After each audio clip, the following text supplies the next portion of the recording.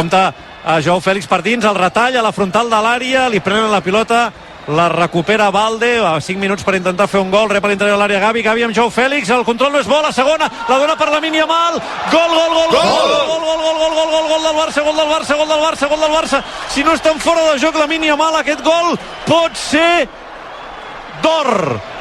Estarem pendents del VAR perquè no me n'acabo de refiar i per això no el canto amb molta alegria. Primer perquè només és el 2-1 i segon perquè no ho acabo de veure clar. El Barça que inicia la jugada per la banda esquerra, la pilota a l'interior de l'àrea, ningú ha aconseguit rematar. Jo crec que Lamine Yamal està en posició correcta. Crec que hi ha un jugador a la dreta de l'àrea que trenca el fora de joc i és gol. Serà gol de Lamine Yamal, serà gol de Lamine Yamal que caça un rebot afortunat i absolutament sol, sense porter, fa el control i com aquell qui diu acarona la pilota per introduir-la a la porteria del Granada. Doncs sí, ha valgut el gol de Lamine Yamal, és gol del Barça, aleluia, tenim esperança, temps afegit a la primera part, Granada 2, Barça 1, Lamine Yamal.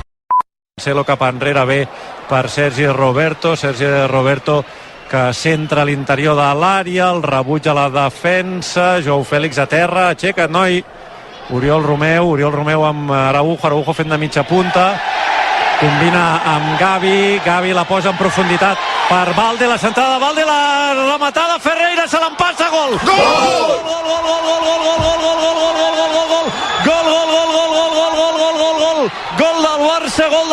Gol del Barça, jugada embolicadíssima perquè els jugadors del Granada demanen, crec, una agressió de Joao Fèlix a la frontal de l'àrea. La jugada s'ha embolicat perquè els jugadors del Granada i la banqueta demanen que tot això no pot valer per una possible agressió, jo crec que de Joao Fèlix. De Joao Fèlix a Vallejo. Sotogrado decideix que continuï el joc.